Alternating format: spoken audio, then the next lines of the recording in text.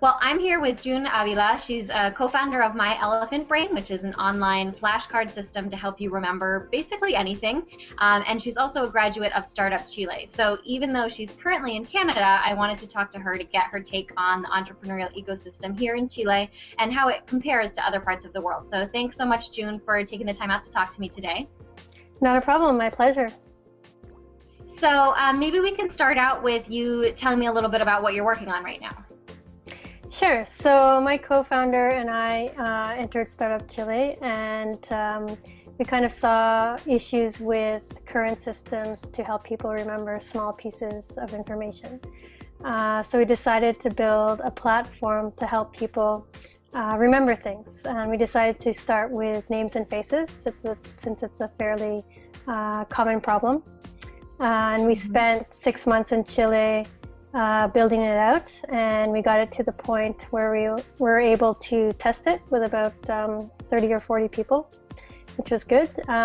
We came home and we decided not to continue working on it, but the experience was really great for both of us, and we learned a lot throughout the process of trying to build out something like a technology product. So are you still in the entrepreneurship world now, or you've moved on to something different? So my developer is currently probably going to be finding work as a full-time developer, which is great for him, because before Startup Chile he was just working as an analyst. He's a self-taught coder, so he'd never been programming all day. So for him it's been a really good transition. For me, before Startup Chile, I was working as an enabler of the startup community, providing secondary research to startups. So now that I'm back, I'm trying to think about, what happens next. It could be another startup. It could involve joining the more of the enabling community again as well. But there are definitely a lot of opportunities here in Toronto, especially after having gone through a startup accelerator. So it's an exciting time, and I'll see what happens next. So how did you end up in the startup space to begin with, since you were already kind of in the area before you were actually an entrepreneur yourself? Right. So I finished a Master of Information Studies degree in 2008. And there's an organization in Toronto called Mars Discovery District, which is one of the large enablers in the province of Ontario, in the city of Toronto. And what they do is provide free services to startup entrepreneurs in IT, clean tech, and healthcare and life sciences, and to social entrepreneurs as well. And they had a market research department that provided free secondary market research services to startups. So I joined that team and was there for about nearly 5 years. And while I was there, you kind of get exposed to a lot of things that entrepreneurs are working on. You're researching a lot of innovative ideas. So I kind of caught the startup bug and decided to try doing something myself. And my partner and I ended up in Startup Chile. Awesome. And so can you tell me a little bit about your experience in Startup Chile? What exactly you do, how the experience living in Chile was. I don't know if you speak Spanish or not, or if your co-founder speaks Spanish or not, and what the community was like here in Chile. Sure. So it was really interesting going from a very developed community that is here in Toronto to one that is more in the process of developing. But it's actually pretty good. So Startup Chile brings in about 100 startups in every cohort 3 times a year, which means it's about 150 people for each cohort. So you're with about 150 other entrepreneurs from more than 35 countries. It's a really rich environment for learning from your peers. So there's people there from all walks of life, doctors, lawyers, people who were consultants, all kinds of education backgrounds from all the major companies of the world with connections going back into their home countries. So it was a really great environment for learning and collaborating. And we were given co-working space. So you kind of everyone would be lumped together, working. It was really easy to build connections and friendships to help your startup move forward. Awesome. And so are you still in touch with a lot of the people that you met through Startup Chile? Yeah. Still keeping in touch. Everyone is kind of spread back out to other countries in the world. But hopefully we'll all be able to maintain those connections. Everyone's always keen on helping everyone else. It's not really a competitive environment, it's more collaborative. And a lot of startups benefited from being able to enter other markets simply because they had access to somebody who was from that country, which is really great to see.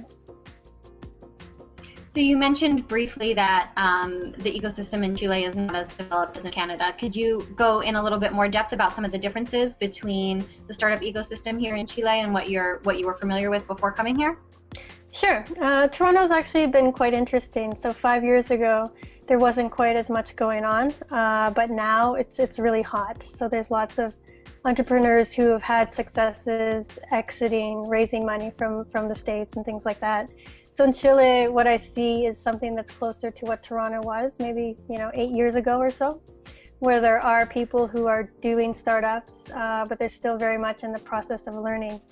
So I think one of the things that's most important for to enable a sustainable entrepreneurial community is that all the different bodies work together, whether it's universities, government, successful entrepreneurs, students, so that there's some kind of initiative going on in each body to help drive that startup kind of community and culture.